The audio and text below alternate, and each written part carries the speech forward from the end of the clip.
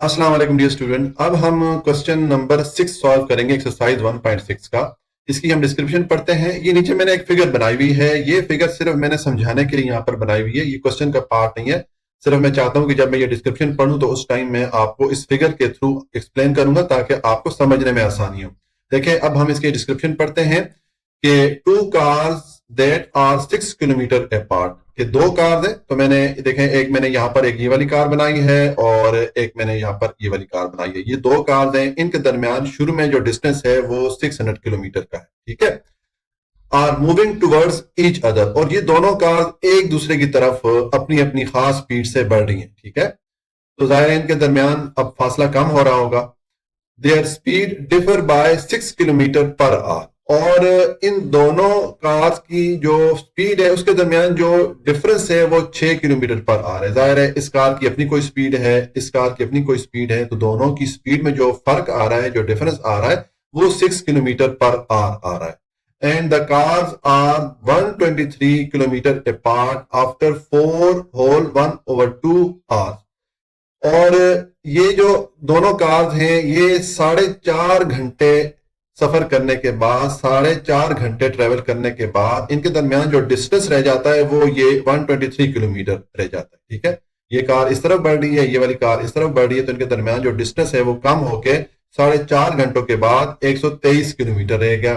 Find the speed of each car, तो हमने इन दोनों कार की जो स्पीड है वो हमने मालूम करनी है, ठीक है। और हमने कौन सा मेथड यूज करना है? हमने मैट्रिक्स इन्वर्जन मेथड यूज करना है और क्रैमर रूल के जरिए हमने ये क्वेश्चन सॉल्व करना है। तो उसके लिए पहले हमें ये जो क्वेश्चन में मुख्तलिफ कंडीशन दी गई हैं, जो अभी आपको मैं सोल्यूशन की टाइम बताऊंगा, उन कंडीशंस को यूज करते हुए पहले हम दो लीनियर इक्वेशन कंस्ट्रक्ट कर लेंगे। जब हमारे पास दो लीनियर इक्वेशन आ जाएंगी तो फिर हम पहले मैट्रिक्स इन्वर्जन मेथड से और फिर क्रैमर रूल से उन दोनों लीनियर इक्वेशन को सॉल्व करेंगे, इन दोनों कार्स की स्पीड फाइंड आउट करने के लिए। तो हम क्वेश्चन सॉल्व करते हैं। अच्छा जी, अब क्वेश्चन नंबर 6 का सोल्यूशन है। हम पहले इसको सॉल्व करेंगे बाय मैट्रिक्स इन्वर्जन मेथड, ठीक है। तो उसके लिए हमें जो क्वेश्चन 6 की जो डिस्क्रिप्शन दी गई है, उस डिस्क्रिप्शन में जो कंडीशंस हैं उन कंडीशन को यूज़ करते हुए पहले दो लीनियर इक्वेशन बनानी पड़ेंगी। जब हमारे पास दो लीनियर इक्वेशन आ जाएंगी तो फिर हम उसको पहले उन दोनों लीनियर इक्वेशन को मैट्रिक्स इन्वर्जन मेथड से सॉल्व करेंगे और उसके बाद हम क्रैमर रूल को यूज़ करते हुए दोनों इक्वेशन को सॉल्व करेंगे। तो देखें, क्वेश्चन की डिस्क्रिप्शन पढ़ते टाइम मैंने आपको इस तरह की फिगर बताई थी। अब ये फिगर जो है क्वेश्चन का पार्ट है, मैंने आपको सिर्फ समझाने के लिए यहाँ पर बनाई है कि दो कार्स हैं। फर्ज करें एक कार ये वाली है और एक ये कार है, दोनों के दरमियान शुरू में जो डिस्टेंस है वो 600 किलोमीटर है। अब ये दोनों कार एक दूसरी की तरफ बढ़ रही हैं, ठीक है। इन दोनों की अपनी अपनी कोई ख़ास स्पीड है। तो 4.5 घंटे सफ़र करने के बाद ये कार फ़र्ज़ करें यहाँ पर पहुँच जाती है, ये वाली कार यहाँ पर पहुँच जाती है। तो अब इन दोनों कार्स के दरमियान ये जो डिस्टेंस है ये 123 किलोमीटर रह गया, 123 किलोमीटर रह जाता है। 4.5 घंटे सफ़र करने के बाद ये डिस्टेंस रह जाता है दोनों कार्स के दरमियान, ठीक है।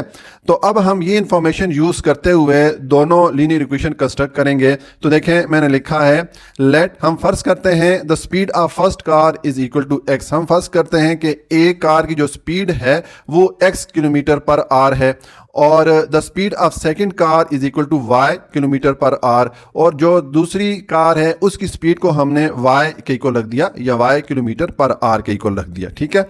ये हमने फर्ज कर दिया। अब अगर आप क्वेश्चन की डिस्क्रिप्शन को पढ़ें तो उसमें एक कंडीशन दी गई है कि there speed differ by 6 kilometre per our, कि ये जो दोनों कार्स हैं दोनों की स्पीड के दरमियान जो डिफरेंस है वो 6 किलोमीटर पर आवर है, क्योंकि इस कार की अपनी कोई स्पीड है, इस कार की अपनी कोई स्पीड है, दोनों मुख्तलिफ स्पीड से एक दूसरे की तरफ बढ़ रही हैं। तो दोनों के दरमियान जो डिफरेंस है स्पीड का वो 6 किलोमीटर पर आवर है। तो जो हमारी पहली कंडीशन है मैंने लिखा है अकॉर्डिंग टू फर्स्ट कंडीशन। इसमें क्या है कि पहली कार की स्पीड और दूसरी कार की स्पीड के दरमियान डिफरेंस है, तो मैंने माइनस का साइन डाल दिया, is equal to 6 kilometre per hour, ठीक है। तो ये हमारी एक कंडीशन थी, उसको यूज करते हुए हमने पहली जो लीनियर इक्वेशन है वो कंस्ट्रक्ट कर ली है। अब दूसरी लीनियर इक्वेशन हम कंस्ट्रक्ट करेंगे, तो मैंने लिखा है अकॉर्डिंग टू सेकंड कंडीशन। अब सेकंड कंडीशन क्या है? अब देखें, हमें जो क्वेश्चन में कहा गया है कि हमने दोनों कार्स की स्पीड मालूम करनी है, ठीक है। तो यहाँ पर मैंने स्पीड का फॉर्मूला पुट किया हुआ है। ये हम छोटी क्लासेस में पढ़ के आए हैं कि total speed is equal to total distance covered divided by total time taken. कि किसी भी गाड़ी या ऑब्जेक्ट की अगर हम स्पीड मालूम करना चाहेंगे तो हम उसने जो टोटल डिस्टेंस कवर किया है उसको डिवाइड करेंगे उसने जितना टाइम लिया है वो डिस्टेंस कवर करने के लिए, ठीक है। तो हमारे पास उस गाड़ी या उस ऑब्जेक्ट की स्पीड की वैल्यू आ जाती है। ये फॉर्मूला होता है स्पीड कैलकुलेट करने का। तो अब देखें यहाँ पर मैं वैल्यूज पुट करता हूँ इस फिगर को यूज़ करते हुए। तो देखें हमें पहले तो टोटल स्पीड चाहिए, तो टोटल स्पीड हमारे पास किस तरह आएगी, ये दोनों जो स्पीड हैं इनको अगर हम सम करेंगे, ठीक है, तो हमारे पास टोटल स्पीड आ जाएगी दोनों कार्स के लिए। तो मैं लिखूंगा x plus y, speed of first car और स्पीड ऑफ सेकंड कार, दोनों कार्स की स्पीड को हम प्लस करेंगे तो हमारे पास टोटल स्पीड आ जाएगी, ठीक है। तो ये टोटल स्पीड की वैल्यू हमारे पास आ गई इज इक्वल टू, उसके बाद टोटल डिस्टेंस कवर्ड। अब ये हमारे पास किस तरह आएगा, देखें ये दोनों कार्स हैं, शुरू में इनके दरमियान डिस्टेंस कितना था, 600 किलोमीटर था, तो मैं लिखूंगा 600 किलोमीटर, और 4.5 घंटे ये दोनों कार्स एक दूसरे की तरफ ट्रेवल जब इन्होंने किया तो पीछे कितना डिस्टेंस रह गया, 123 किलोमीटर रह गया। तो हम 123 को 600 में से माइनस करेंगे तो हमारे पास जो टोटल डिस्टेंस इन दोनों कार्स ने कवर किया है वो आ जाएगा, ठीक है। तो मैंने 600 माइनस 123 कर दिया, तो यहाँ पर ये जो टोटल डिस्टेंस कवर्ड है इस तरह हम यहाँ से इसकी वैल्यू फाइंड कर लेंगे, ठीक है। और divided by total time taken, तो टोटल टाइम ये दोनों जो कार्स हैं जो एक दूसरे की तरफ बढ़ रही थी और इनके दरमियान 123 किलोमीटर का फासला रह गया था, इन्होंने कितना टाइम लिया, 4.5 घंटे। क्वेश्चन में अगर आप देखें तो 4 होल 1/2 आवर्स, यानी कि इन दोनों कार्स ने 4.5 घंटे ट्रेवल किया एक दूसरे की तरफ, तो इनके दरमियान ये डिस्टेंस रह गया था। तो टोटल टाइम फिर इन्होंने कितना लिया, 4.5 आवर्स, ठीक है। मैंने क्वेश्चन में आपका इस तरह डिस्क्रिप्शन में इस तरह लिखा हुआ है 4 होल 1/2, तो मैंने इसको इस तरह डेसिमल पॉइंट में लिख दिया, ठीक है। तो ये हमारे पास इक्वेशन बन गई, इसको आप सिंप्लीफाई कर दें, आप देखें ये हो जाएगा x plus y is equal to 600 में से 123 माइनस करेंगे तो ये 477 हो जाएगा, और डिवाइडेड बाय ये आ गया 4.5।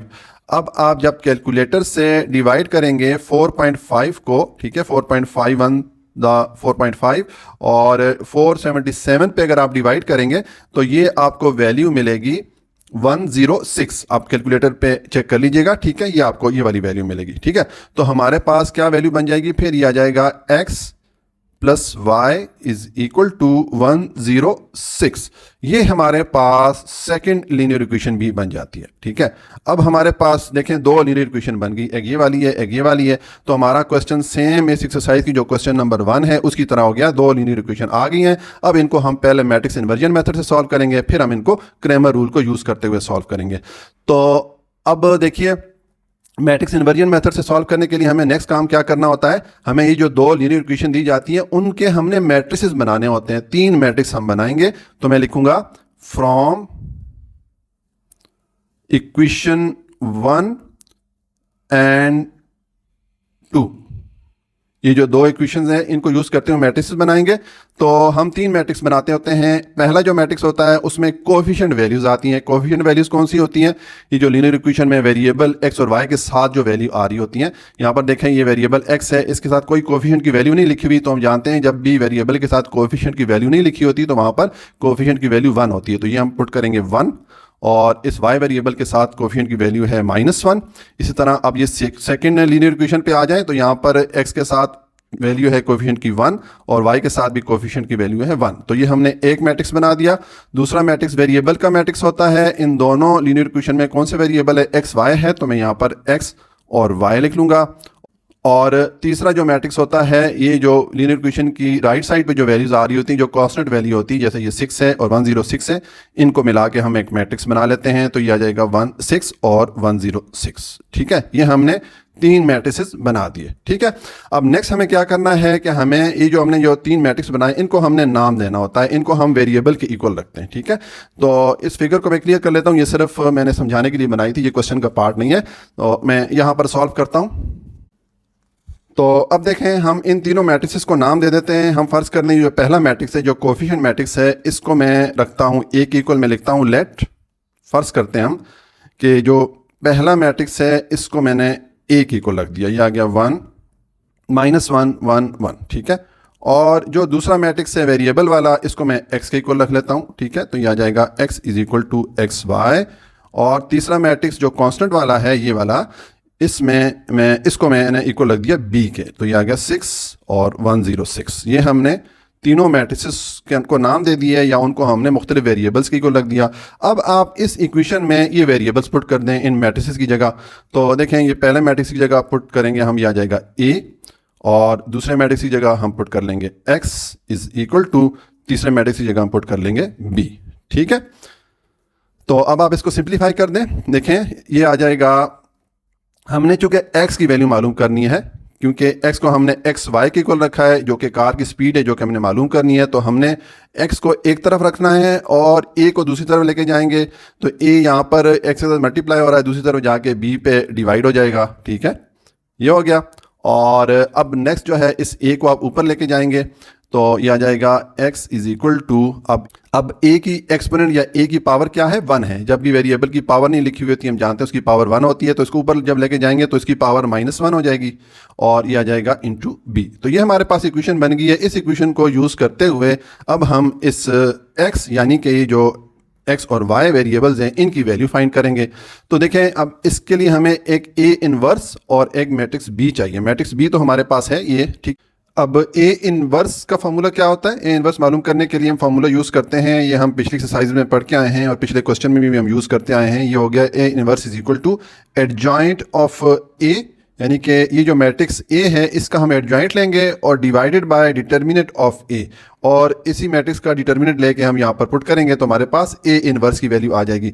तो पहले हम डिटर्मिनेंट मालूम करते हैं इस मैट्रिक्स ए का। तो मैं लिखूंगा ए डिटर्मिनेंट, मैंने दो बार्स के दरमियान मैट्रिक्स ए को लिखा और अब इसकी एंट्रीज को भी इस तरह दो स्ट्रेट लाइन या बार्स में आप एंटर कर दें क्योंकि हम इसका डिटर्मिनेंट मालूम करने लगे हैं। तो ये आ जाएगा 1 -1 1 और 1। ठीक है, तो अब हम इसका डिटर्मिनेंट मालूम करते हैं। तो उसके लिए हम क्या करते होते हैं, ये जो एंट्रीज होती हैं इनको क्रॉस मल्टीप्लाई कर लेते हैं, यानी कि इन दो एंट्रीज को मल्टीप्लाई करेंगे और इन दो एंट्रीज को आपस में मल्टीप्लाई करेंगे। तो ये 1 × 1 हो जाएगा। ठीक है, और उसके बाद माइनस का साइन आएगा, ये फॉर्मूले वाला माइनस होता है, और ये 1 × -1 हो जाएगा। तो हमने क्रॉस मल्टीप्लिकेशन कर ली। ठीक है, अब इसको आप सिंप्लीफाई कर दें तो देखें ये 1 × 1 1 हो जाएगा और ये -1 से मल्टीप्लाई होगा तो ये +1 हो जाएगा क्योंकि माइनस माइनस मल्टीप्लाई के प्लस हो जाएगा। ठीक है, तो ये हमारे पास जो ए डिटर्मिनेंट है, डिटर्मिनेंट की वैल्यू क्या आ गई, 1 + 1 2 आ गई। ये हमारे पास डिटर्मिनेंट की वैल्यू 2 आ गई।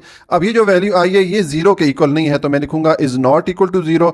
अब इस मैट्रिक्स की वैल्यू 0 के इक्वल नहीं है तो ये फिर कौन सा मैट्रिक्स हो गया, ये नॉन सिंगुलर मैट्रिक्स हो गया। हम पीछे एक्सरसाइज में पढ़ के आए हैं सिंगुलर और नॉन सिंगुलर मैट्रिक्स के, ऐसा मैट्रिक्स जिसका डिटर्मिनेंट 0 के इक्वल ना हो तो वो नॉन सिंगुलर या गैर नादिर कालब कहलाता है। जब अगर यहाँ पर डिटर्मिनेंट की वैल्यू 0 आ जाती तो फिर ये जो मैट्रिक्स ए था ये सिंगुलर मैट्रिक्स होता। ठीक है, तो सिंगुलर मैट्रिक्स की सूरत में हम फिर क्वेश्चन आगे सॉल्व नहीं करते क्योंकि देखें अगर ये डिटर्मिनेंट की वैल्यू 0 आ जाती तो हमें या फार्मूला में या डिटर्मिनेंट की जगह 0 पुट करते। ठीक है, तो 0 से कोई भी वैल्यू डिवाइड करेंगे तो अनडिफाइंड वैल्यू आती है, यानी कि उसका आंसर पॉसिबल नहीं होता।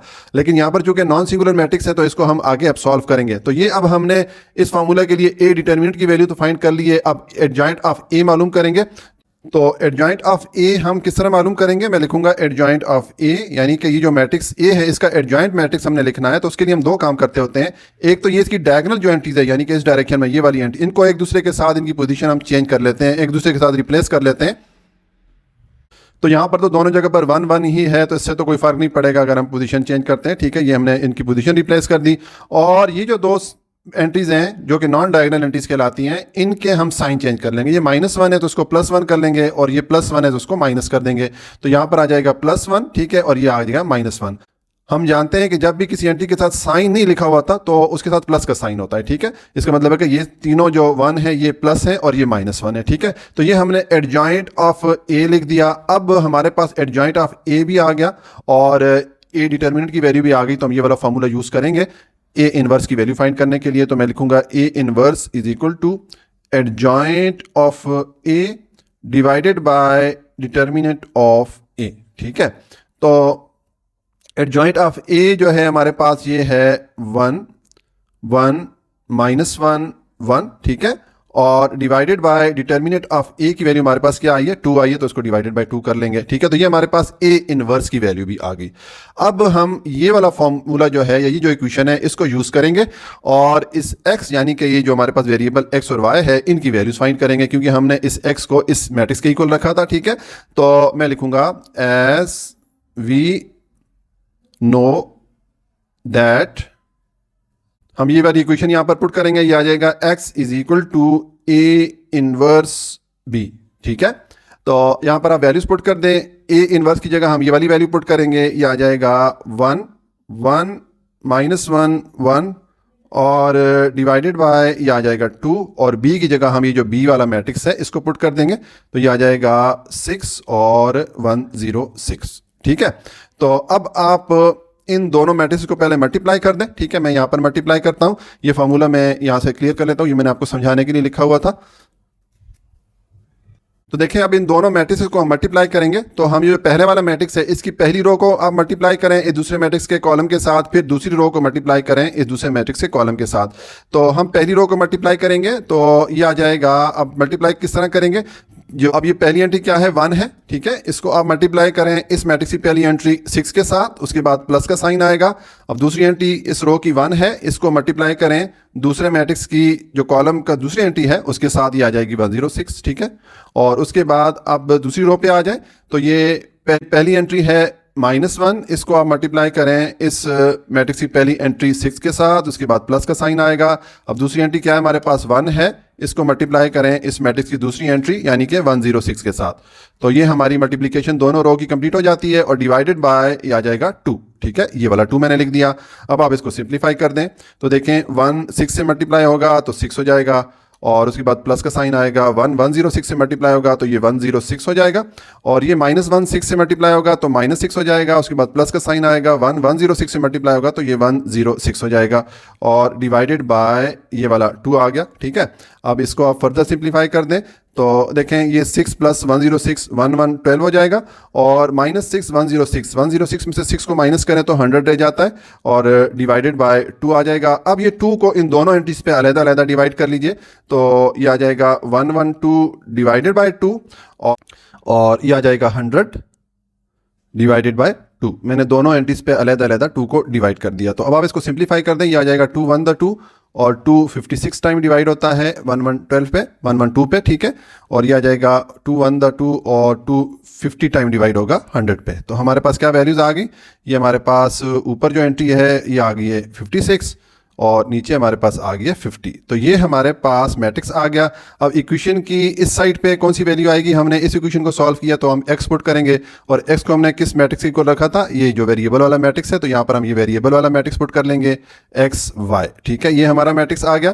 तो देखें अब ये दो मैट्रिसेस हैं और उनके दरमियान इक्वल का साइन है, इसका मतलब है कि ये दोनों मैट्रिसेस आपस में इक्वल हैं। तो हम पीछे एक्सरसाइजेज में पढ़ के आए हैं कि जब दो मैट्रिसेस इक्वल हों तो उनकी कोरिस्पॉन्डिंग एंट्रीज भी इक्वल होती हैं। तो x की कोरिस्पॉन्डिंग एंट्री कौन सी है, 56 है, तो हम लिखेंगे here x is equal to 56, ठीक है। और y की कोरिस्पॉन्डिंग एंट्री कौन सी है, 50 है, तो हम लिखेंगे y इज इक्वल टू 50। ये हमारे पास x और y की वैल्यूज आ जाती हैं, और x y को हमने किसके इक्वल रखा था, दोनों कार की जो स्पीड थी उसके इक्वल हमने रखा था, ठीक है। तो मैं यहां पर लिख लूंगा कि so the speed of 2 cars are, तो ये मैंने लिख दिया so the speed of 2 cars are, एक हमारे पास वैल्यू आई है 56 किलोमीटर पर आर, तो मैंने लिख दिया 56 किलोमीटर पर आर, और दूसरी आई थी 50 किलोमीटर पर आर, तो मैंने लिख दिया एंड 50 किलोमीटर पर आर। ये हमारे पास दोनों कार्स की स्पीड की वैल्यू आ जाती है, ठीक है। तो ये हमने इस तरह इस क्वेश्चन को मैट्रिक्स इन्वर्जन मेथड से सॉल्व कर लिया। अब हम इसको सॉल्व करते हैं क्रैमर रूल को यूज करते हुए। अच्छा जी, अब हम ये क्वेश्चन सॉल्व करेंगे क्रैमर रूल को यूज करते हुए, ठीक है। तो देखें जिस तरह कि आपको मैंने क्वेश्चन के शुरू में बताया कि हम क्वेश्चन की डिस्क्रिप्शन में जो कंडीशन दी होती हैं उन कंडीशन को यूज़ करते हुए दो लीनियर इक्वेशन हमें कंस्ट्रक्ट करना होती हैं। तो ये दो लीनियर इक्वेशन मैंने ये देखें कंस्ट्रक्ट किए, हमारे पास एक ये लीनियर इक्वेशन है और एक ये वाली है। इसकी मैंने डिटेल आपको मैट्रिक्स इन्वर्जन मेथड में अगर आप इस वीडियो की शुरू वाला पार्ट आप देखेंगे तो वहां पर मैंने डिटेल से एक्सप्लेन कर दिया है कि ये दोनों जो इक्वेशन हैं ये किस तरह बनती हैं। जो क्वेश्चन की डिस्क्रिप्शन में कंडीशन दी गई है उन कंडीशन को यूज करते हुए हमने ये दो लीनियर इक्वेशन कंस्ट्रक्ट कर ली है। तो मैं इनको दोबारा यहाँ पर एक्सप्लेन नहीं करूंगा ताकि हमारी वीडियो बहुत ज्यादा लंबी ना बने, ठीक है। अब हमारे पास ये दो लीनियर इक्वेशन बन गई हैं, तो इनको अब हम सॉल्व करेंगे क्रैमर रूल को यूज करते हुए।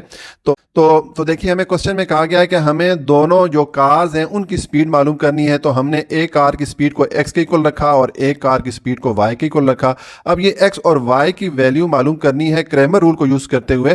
तो देखें ये वाला फार्मूला हम यूज करते होते हैं x और y वेरिएबल की वैल्यू फाइंड करने के लिए क्रैमर रूल को यूज करते हुए। इसमें हमें तीन तीन मैट्रिसेस की जरूरत पड़ती है। एक मैट्रिक्स ए चाहिए होता है जिसका हम डिटर्मिनेंट मालूम करेंगे, हम यहाँ पर भी पुट करेंगे और इस दूसरे वाले फार्मूला में भी पुट करेंगे। और एक हमें मैट्रिक्स ए एक्स चाहिए और एक ए वाई चाहिए। तो पहले हम ये तीनों मैट्रिसेस लिखते हैं। ये तीनों मैट्रिसेस हम कहाँ से लिखते होते हैं? ये जो दो लीनियर इक्वेशन हमारे पास आई हैं इनसे हम मैट्रिक्स बनाएंगे। तो पहले हम जो मैट्रिक्स ए है ये लिखेंगे। मैट्रिक्स ए कौन सा होता है? जो कोएफिशिएंट की वैल्यूज होती हैं दोनों लीनियर इक्वेशन में, वो जो मैट्रिक्स बनेगा उन वैल्यूज पे मुश्तमिल जो मैट्रिक्स बनेगा वो मैट्रिक्स ए होगा। कोएफिशिएंट वैल्यूज कौन सी होती हैं? देखें, ये पहली अगर लीनियर इक्वेशन पे आऊं तो ये जो वेरिएबल एक्स और वाई के साथ जो यहाँ पर वैल्यूज आ रही होती हैं वो कोएफिशिएंट वैल्यूज कहलाती हैं। अब यहाँ पर एक्स के साथ कोई वैल्यू नहीं लिखी हुई। हम जानते हैं जब भी वेरिएबल के साथ कोई वैल्यू नहीं लिखी हुई होती तो उसके साथ कोएफिशिएंट की वैल्यू 1 होती है। इसका मतलब है कि यहाँ पर वैल्यू 1 है तो मैं ये लिखूंगा 1 और वाई के साथ वैल्यू क्या है? -1 हो जाएगी। ठीक है, तो ये हमने जो पहली लीनियर इक्वेशन है वहां से हमने कोएफिशिएंट की वैल्यूज लिख दी। अब दूसरी लीनियर इक्वेशन पे आ जाए तो यहाँ पर x के साथ 1 है और y के साथ 1 है। ये हमने जो पहला मैट्रिक्स है वो हमने लिख दिया। ठीक है, कोएफिशिएंट मैट्रिक्स लिख दिया। दूसरा मैट्रिक्स अब हमें चाहिए ये ax मैट्रिक्स, तो मैं लिखूंगा। अच्छा, ये फार्मूलाज मैंने आपको समझाने के लिए यहाँ पर लिखे हुए हैं। ठीक है, आपको जुबानी मालूम होने चाहिए, ये अभी मैं क्लियर कर दूंगा इनको।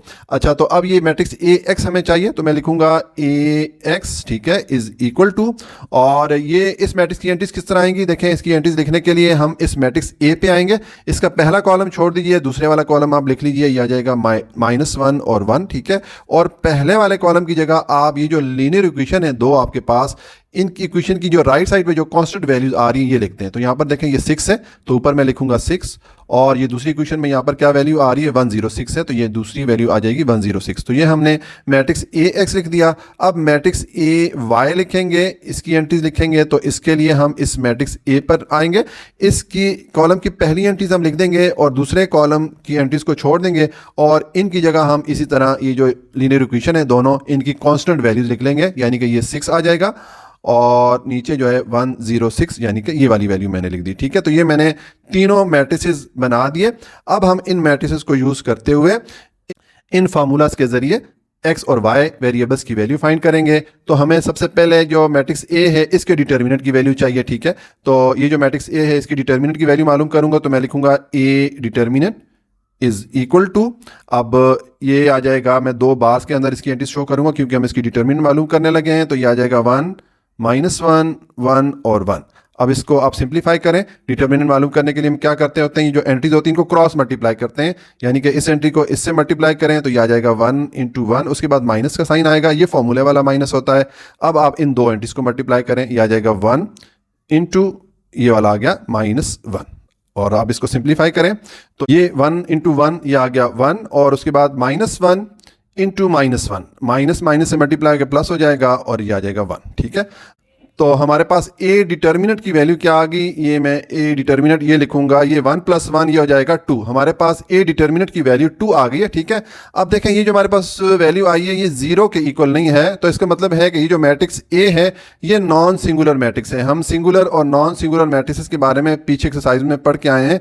जब किसी मैट्रिक्स के डिटर्मिनेंट की वैल्यू 0 के इक्वल ना हो तो वो नॉन सिंगुलर कहलाता है, और अगर किसी मैट्रिक्स की डिटर्मिनेंट की वैल्यू 0 हो तो वो सिंगुलर मैट्रिक्स कहलाता है। तो अगर हमारे पास डिटर्मिनेंट की वैल्यू 0 आ जाए तो फिर हम क्वेश्चन आगे सॉल्व नहीं करते, क्योंकि देखें यहाँ पर अगर ये डिटर्मिनेंट की वैल्यू 0 आ गई तो हमें यहाँ पर इस डिटर्मिनेंट की जगह 0 पुट करना पड़ेगा। 0 से आप कोई भी वैल्यू डिवाइड करेंगे तो आपको अनडिफाइंड वैल्यू मिलेगी, यानी कि उसका आंसर पॉसिबल नहीं है। ठीक है, उसका सोल्यूशन पॉसिबल नहीं है।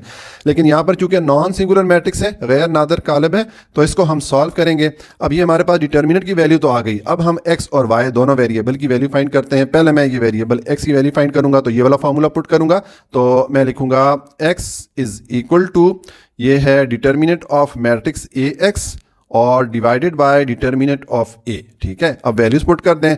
ए एक्स की जगह हम ये वाला मैट्रिक्स इसकी एंट्रीज पुट करेंगे। हम दो स्ट्रेट लाइन में ये वैल्यूज पुट कर रहे हैं क्योंकि हम इसका डिटर्मिनेंट मालूम करने लगे हैं ए एक्स का। तो ये आ जाएगा 6 106 और ये आ गया -1 और 1। ठीक है, और डिवाइडेड बाय डिटर्मिनेंट ऑफ ए हमारे पास वैल्यू आई है 2, तो यहाँ पर हम पुट कर लेंगे 2। अब इसको आप सिंप्लीफाई कर दें तो देखें हम डिटर्मिनेंट मालूम करेंगे इस मैट्रिक्स ए एक्स का, तो इसकी जो एंट्रीज है इनको क्रॉस मल्टीप्लाई करेंगे। 6 को 1 से मल्टीप्लाई करें तो ये आ जाएगा 6 × 1 और उसके बाद माइनस का साइन आएगा, ये फॉर्मूले वाला माइनस होता है। अब 106 को -1 से मल्टीप्लाई करें, ये आ गया 106 × -1, ये मैंने क्रॉस मल्टीप्लाई कर ली। ठीक है, और डिवाइडेड बाय ये आ जाएगा 2, ठीक है। अब इसको आप सिंप्लीफाई करें तो 6 इंटू 1 6 और 1 minus 106 into minus 1, minus minus multiply होकर प्लस हो जाएगा, 106 1 से मल्टीप्लाई होगा तो 106 हो जाएगा और डिवाइडेड बाय 2 आ गया, ठीक है। अब इसको सिंप्लीफाई करें, 6 प्लस 106 ये आ जाएगा 112 डिवाइडेड बाय 2, तो ये 2 1 दा 2 और 2 56 टाइम डिवाइड होता है 112 पे। तो हमारे पास x की वैल्यू क्या आ गई, x इज इक्वल टू, हमारे पास वैल्यू आ गई 56, ठीक है। अब हम ये y वेरिएबल की वैल्यू फाइंड करते हैं, तो मैं लिखूंगा y is equal to determinant of matrix A Y divided by determinant of A, ठीक है। मैंने ये वाला फॉर्मूला पुट किया, यहाँ पर आप वैल्यूज पुट करें, ए वाई की जगह हम ये वाला मैट्रिक्स पुट करेंगे और इसका डिटर्मिनेंट लेंगे, तो हम दो स्टेट बार में इसकी एंट्रीज पुट करते हैं, तो ये इसकी एंट्रीज आ जाती है 1 1 6 106 और डिवाइडेड बाय ये जो हमारे पास डिटर्मिनेंट ऑफ ए की वैल्यू है ये आ गई है 2। तो अब आप इसको सिंप्लीफाई करें, हम डिटर्मिनेंट मालूम करेंगे, तो ये जो एंट्रीज इनको क्रॉस मल्टीप्लाई करेंगे, ये 1 इस 106 से मल्टीप्लाई होगा, ये आ गया 1 इंटू 106, उसके बाद माइनस, ये फॉर्मूले वाला माइनस होता है, ये 1 इस 6 से मल्टीप्लाई होगा, ये आ गया 1 इंटू 6 डिवाइडेड बाय ये वाला 2 आ गया। अब ये हो जाएगा 1 इंटू 106, ये 106 हो गया और माइनस 1 इंटू 6 6 आ जाएगा डिवाइडेड बाय ये वाला 2 आ गया। इसको आप सिंप्लीफाई करें, 106 में से 6 को माइनस करें तो 100 रह जाएगा डिवाइडेड बाय 2। अब ये 2 1 दा 2 और 2 50 टाइम डिवाइड होता है 100 पे, तो हमारे पास, तो ये हमारे पास y की वैल्यू आ गई, तो मैं लिखूंगा y इज इक्वल टू 50, ठीक है। तो इस तरह ये हमारे पास x की वैल्यू आ गई थी, ये हमारे पास y की वैल्यू आ गई है, तो मैं लिखूंगा here x is equal to 56 और y इज इक्वल टू 50, और यही हमारे पास दोनों कार की स्पीड है, क्योंकि हमने x और y को, x को एक कार की स्पीड के इक्वल रखा था, y को दूसरे कार की स्पीड के इक्वल रखा था। तो मैं लिखूंगा so the speed of cars are, तो ये मैंने लिखा so the speed of cars are, कौन क्या क्या है हमारे पास स्पीड आई है, एक है हमारे पास 56 किलोमीटर पर आवर और दूसरी स्पीड हमारे पास आई है 50 किलोमीटर पर आवर। तो इस तरह ये हमारे पास दोनों कार की स्पीड आ जाती हैं। तो इस तरह ये हमने इस क्वेश्चन को सॉल्व कर लिया क्रेमर रूल से भी, इससे पहले हमने इसको सॉल्व किया था मैट्रिक्स इन्वर्जन मेथड से। इस तरह हमारा क्वेश्चन नंबर 6 कंप्लीट हो जाता है और इसके साथ ही हमारी एक्सरसाइज 1.6 भी कंप्लीट हो जाती है। अपना बहुत ख्याल रखिएगा, अल्लाह हाफिज़।